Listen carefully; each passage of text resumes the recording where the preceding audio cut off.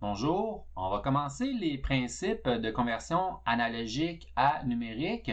On va parler aujourd'hui d'échantillonnage. Le plan de la présentation, on va commencer par parler du codage des mesures analogiques. Ensuite, on va parler du principe d'échantillonnage. Bon, les échantillons, la reconstitution directe des échantillons, la reconstitution avec une interpolation linéaire. Ensuite, on va voir le théorème d'échantillonnage. On va discuter aussi de sous-échantillonnage. Je vais vous faire l'explication de ce que c'est le sous-échantillonnage. Et je vous mets en garde, il se pourrait qu'il y ait des mathématiques dans cette section. Alors, pourquoi est-ce qu'on voudrait convertir analogique à numérique? Bien, tout d'abord, revenons au problème qu'on a, c'est que nos processeurs utilisent des données qui sont numériques. Donc, le monde qui nous entoure de son côté, bien, lui, il est analogique. Donc, si on regarde la température, la pression atmosphérique, la luminosité, la vitesse du vent, la croissance des vivants, donc les plantes, ces choses-là, c'est toutes des données qui sont analogiques. Et quand on veut faire un système qui va faire un contrôle d'un procédé, on veut observer ces phénomènes-là pour pouvoir voir est-ce qu'on les améliore, est-ce qu'on les augmente, est-ce qu'on les diminue, à quelle vitesse qui augmente et diminue, ces choses-là. Comment on peut faire à partir du moment où nos processeurs sont numériques pour être capable d'analyser ces données-là qui sont analogiques. Donc, c'est pour ça que ça va nous prendre la conversion pour prendre ces données qui sont analogiques et les emmener en numérique. L'avantage d'emmener nos données en numérique, c'est aussi le fait que c'est un format de données beaucoup plus résistant aux perturbations. Donc, ce qui est analogique est sensible au bruit, ce qui est numérique beaucoup moins, étant donné que la façon dont c'est codé fait en sorte que normalement, à moins d'avoir un très très grand bruit, on devrait conserver l'intégrité des données. Après, naturellement, la conversion. Parce qu'on va voir, lorsqu'on va faire la conversion, mais il va y avoir un peu de perte d'information. Parlant de perte d'information, donc voyons d'abord l'idée du codage. Donc si je code par exemple un signal sur 3 ou 4 bits, on l'avait vu un peu avec le convertisseur numérique à analogique. Donc plus on augmentait le nombre de bits, meilleure était notre résolution. C'est un peu le même principe quand on va vouloir coder des valeurs analogiques en numérique. Moins on va donner de bits disponibles à l'information, moins l'information qu'on va obtenir va être précise. Donc si on regarde du côté du 3 bits, on voit que l'espèce d'escalier qu'on observe, le signal avec des sauts, il suit quand même assez bien la forme d'onde. Mais quand on regarde de l'autre côté, celui avec 4 bits, on voit que il y a encore une forme d'escalier qui apparaît. Puis ça, c'est normal parce que on est formé sur 4 bits, puis on fait des changements entre des niveaux bien précis. Ici, on a séparé le 0 à 1 volt en 16 niveaux. Ici, on l'a séparé en 8 niveaux. Donc, 3 bits, 8, 4 bits, ça nous donne nos 16 niveaux. On n'oublie pas ces deux exposant le nombre de bits qui nous donnent le nombre de niveaux. Mais là, ici, on voit que notre escalier a plus de marches. Les changements sont plus petits et sont plus proches aussi, nous permettent d'avoir une forme d'onde qui ressemble plus à la forme d'onde originale. Donc, si on augmente, on passe maintenant de 4 bits à 8 bits, on voit naturellement que le signal devient de plus en plus près de ce qu'on voulait avoir. Donc ici, on a notre signal qu'on avait avec 4 bits où on voit encore très bien l'escalier, alors qu'ici, on a 256 niveaux pour notre signal de 1 volt. On peut voir, quand on agrandit la zone, qu'il y a encore peut-être un petit escalier, mais beaucoup moins perceptible que ce qu'on avait précédemment avec le 4 bits.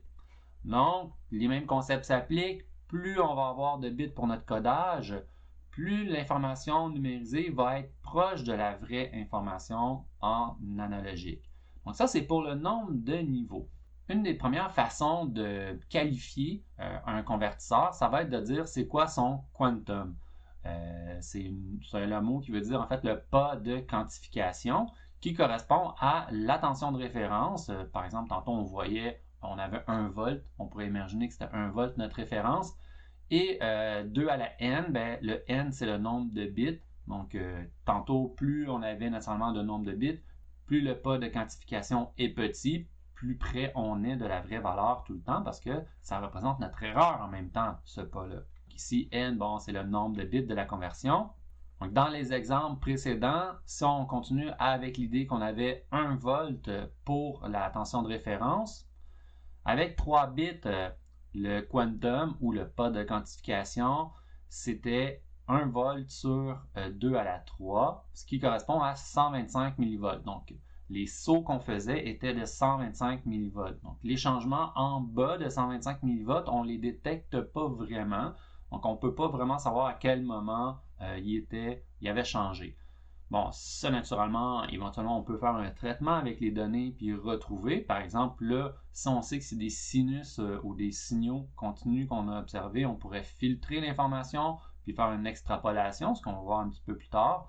Mais à la base, si on regarde vraiment les données qui sont numérisées, qui sont quantifiées, bien, celles-là ont une sensibilité de 125 millivolts.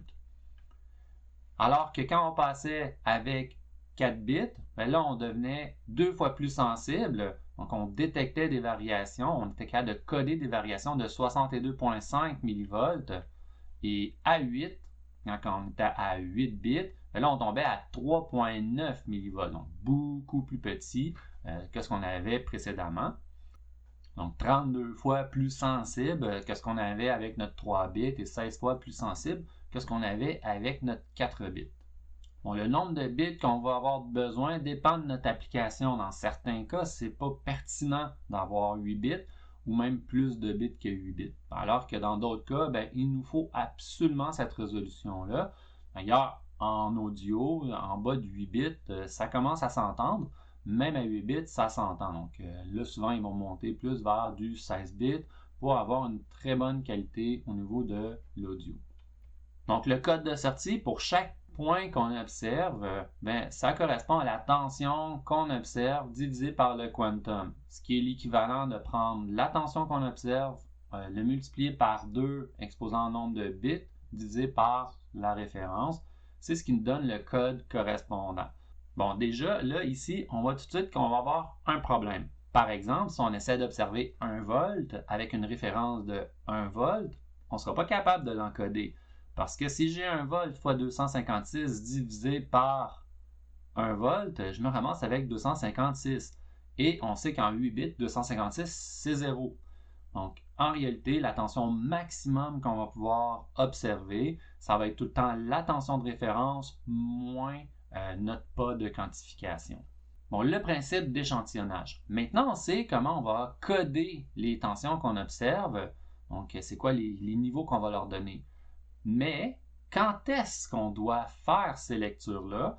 Bien, ça, c'est le concept d'échantillonnage. Donc, là, on va parler de combien d'échantillons, donc combien de lectures on va faire dans une période de signal. Parce qu'ici, on parle de signaux qui seraient périodiques pour faire l'analyse. Ici, dans une première analyse, je vous montre, je fais 20 lectures à l'intérieur d'une période. On voit chacune des lectures correspondre à chacune des lignes rouges et les points, c'est les points idéaux. Donc, si on avait une très, très, très grande résolution, par exemple 8 bits et plus, bien, mes points seraient probablement exactement aux endroits ou à peu près sur la courbe. Donc, ça, c'est les 20 échantillons qui sont pris dans une période. Alors, à la sortie de ce qu'on appelle l'échantillonneur bloqueur, parce que pour être capable de faire cette lecture-là, on va voir que nos systèmes, ce qu'ils vont faire, c'est qu'ils vont prendre la tension puis ils vont comme la bloquer, donc l'immobiliser, parce que si elle passe son temps à changer, on n'arrivera pas à faire notre analyse. On va voir, c'est quand même assez long de faire une analyse en tension. Alors, à la sortie de l'échantillonneur bloqueur, ce qu'on a, c'est la tension qui est maintenue jusqu'à temps qu'on prenne le prochain échantillon. Puis, ils sont tous après, donc c'est maintenu après la présence de ce point-là. Une fois qu'on va avoir ces lectures-là, c'est certain qu'on peut faire de l'interpolation linéaire. Donc, d'un point à l'autre, au lieu de dire, ben, dans le temps, tu te maintiens à ce niveau-là jusqu'à temps que, tu changes puis tu fais un escalier, on peut dire, ben, pour rendre ça un petit peu plus proche de la réalité, on va faire une interpolation. Donc, entre les deux points, bien, on va supposer que tu as une progression linéaire. On va se limiter à la présentation d'interpolation linéaire, c'est la plus simple, et on voit déjà le résultat est quand même très intéressant. Et si on regarde ici, je vous ai mis un petit peu en surbrillance, juste le signal reconstitué, on peut voir que ça représente quand même assez fidèlement l'onde initiale.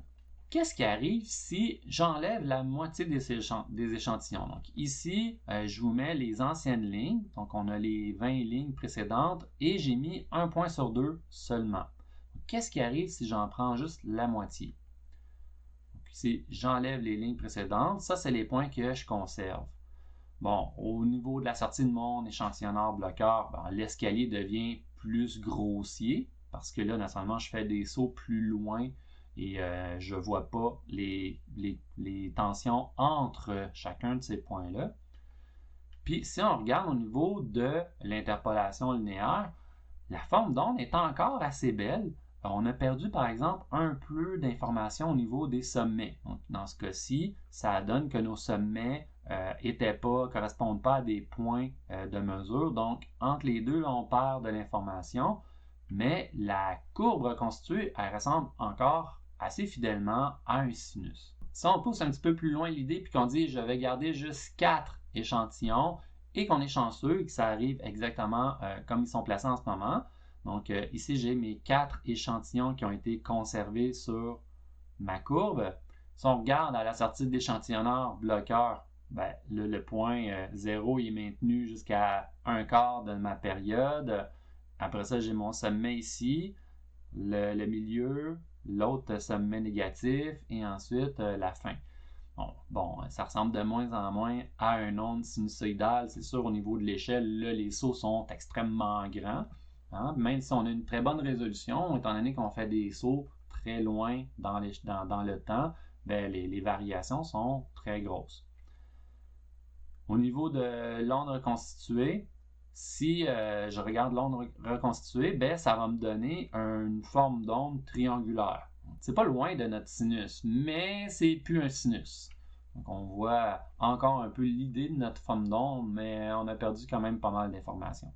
Bon, on continue d'essayer de pousser ça un petit peu plus loin, puis on met 2 échantillons par période, puis juste pour que ça arrive bien la première fois, je vous le déphase de pi sur 2. Donc, on regarde l'onde qu'on a à la sortie. Donc, on a ici, on est parti de 0, mais ici, on a un point, un autre point, puis éventuellement, ce qu'on aurait, en fait, c'est juste un onde carré.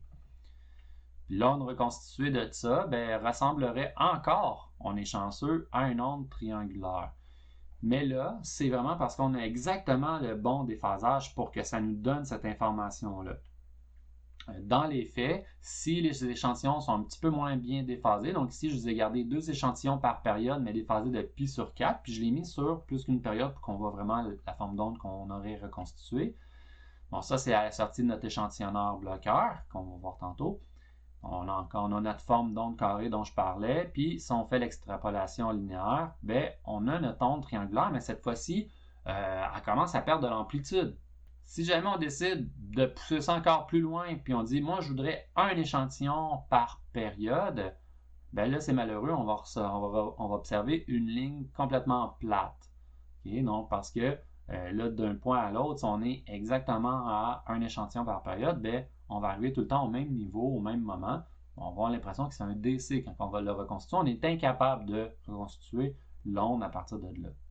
Bon, tout ça, naturellement, on ne le fait pas en taponnant. Okay? Donc, il y a quand même des règles minimales. Puis la règle minimale vient du théorème d'échantillonnage qui est appelé le théorème de Shannon ou théorème de Nyquist-Shannon, qui dit que pour faire une représentation discrète d'un signal, on va avoir besoin des échantillons qui vont être espacés de façon régulière, donc avec une fréquence d'échantillonnage fixe, qui va être supérieure au double de la fréquence maximale présente dans le signal. Bon, on a vu que quand on avait 2, on arrivait quand même, dépendamment du décalage, à avoir une représentation de l'onde, mais dépendamment de comment on était déphasé exactement en 2, on avait une perte au niveau de l'information d'amplitude. Ça, on va pouvoir l'observer éventuellement. Ça ferait en sorte que, naturellement, on ne sait pas tout le temps la fréquence du signal qu'on observe. Donc, on pourrait être très proche d'être exactement 2, ou on pourrait être un petit peu plus rapide que 2. Puis ce qu'on va voir éventuellement, par exemple, dans le cas d'un sinus, on pourrait voir un onde triangulaire qui varierait en amplitude. Donc là, on verrait un onde triangulaire qui varie en amplitude. Mais si on arrive à exactement la même fréquence et être très stable, on aurait un onde triangulaire. Puis dépendamment de notre déphasage par rapport à l'onde, l'amplitude varierait. Donc tout ça dépend naturellement, comme on dit, du déphasage. Et puis là, on voit l'effet où ce qu'on disait, je vais avoir un onde triangulaire, mais dépendamment où je suis déphasé par rapport au sinus, je vais avoir une plus ou moins d'amplitude. Puis c'est exactement ce qu'on voit présentement. Donc on voit l'amplitude qui n'arrête pas d'écraser parce qu'on est un petit peu décalé. Là, je vais m'en aller directement sur 5K.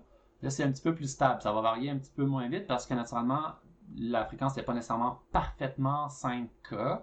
Mais là, on voit notre onde triangulaire là, échantillonnée avec... Donc, on dit l'échantillonnage doit être supérieur. Bon, il y en a qui vont dire supérieur ou égal, mais de toute façon, on va s'entendre que d'arriver exactement au double, c'est déjà pas une bonne idée. Okay? Donc, ça, c'est comme le cas limite vraiment du bas. Mais nous, on ne va jamais aller à ce niveau-là quand on va faire de l'analyse de signal parce qu'on va avoir quand même une information un petit peu plus que juste une impression du signal. Donc ici, la fréquence d'échantillonnage, on revient à ça, a dit qu'elle devrait être supérieure à 2 fois la fréquence du signal qu'on observe.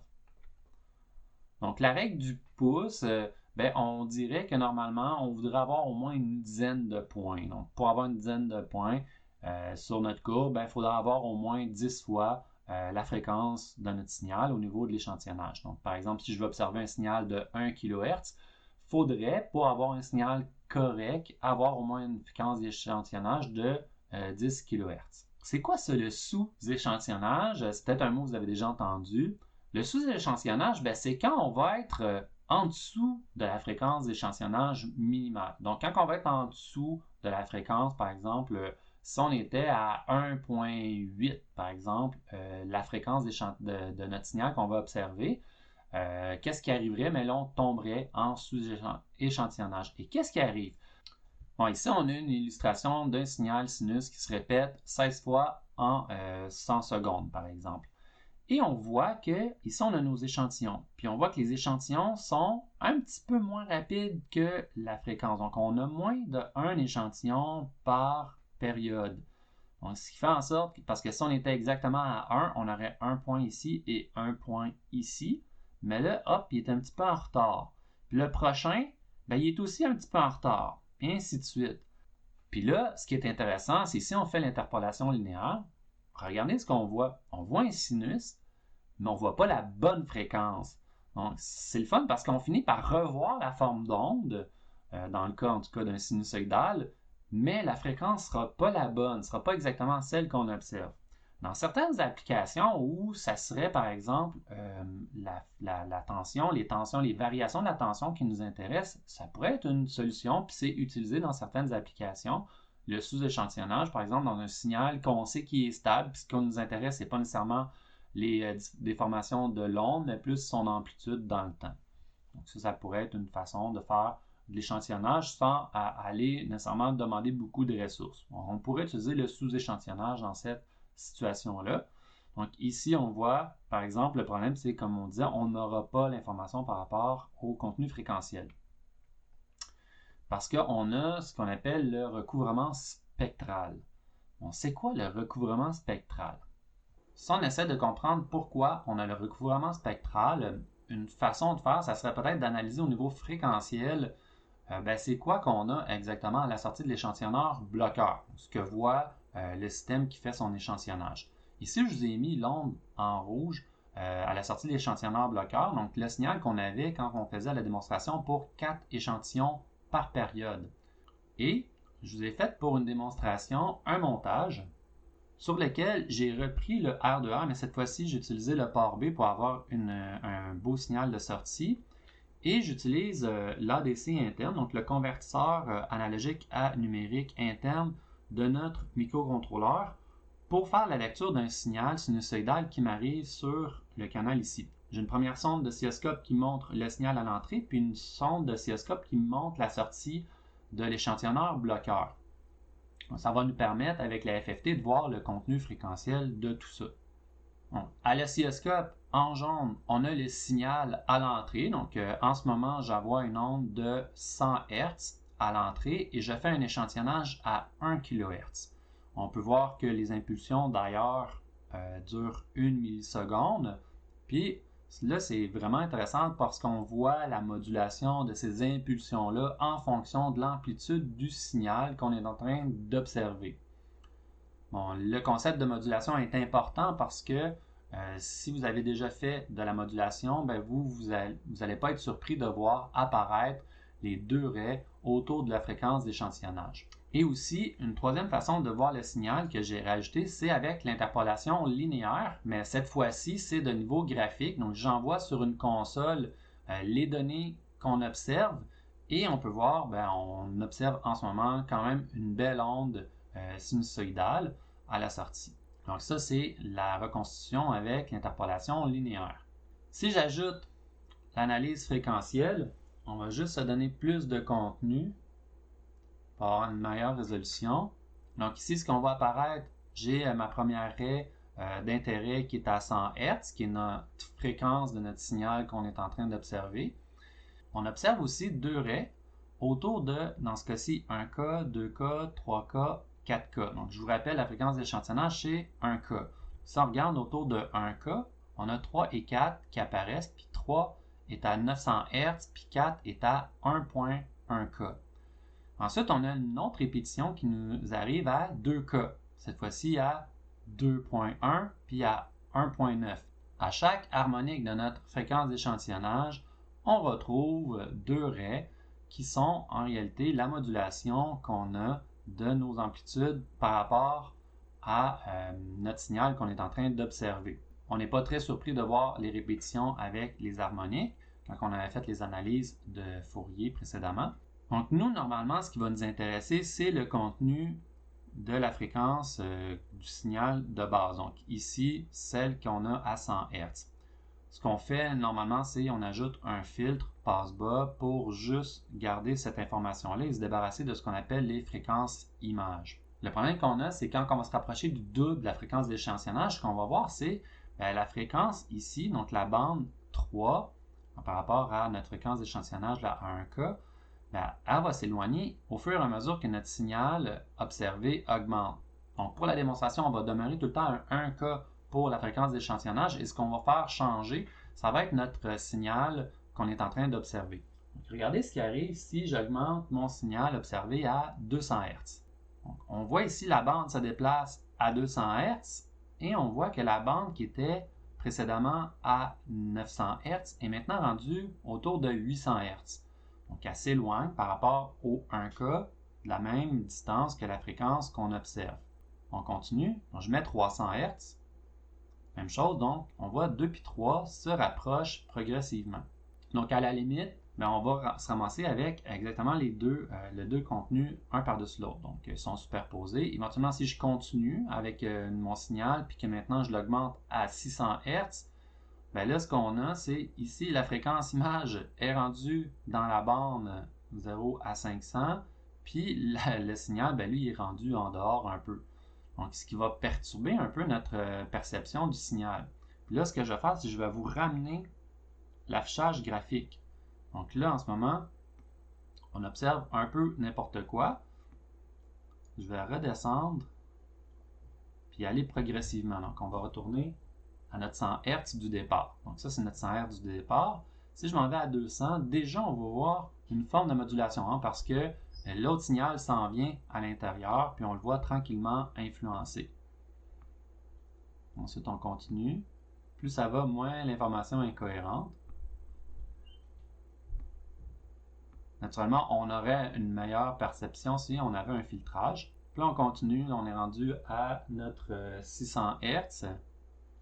Puis éventuellement, si je continue d'augmenter mon signal, on retrouve un sinus. On arrive à un moment où le signal qu'on observe lui-même est rendu tellement loin qu'on a l'impression que c'est correct. Donc, on s'est débarrassé de son contenu à l'intérieur de notre interprétation qu'on fait. Donc là, présentement, on observe 100 Hz alors qu'on est rendu à 900 Hz. Si je continue puis je mets ça à 1K,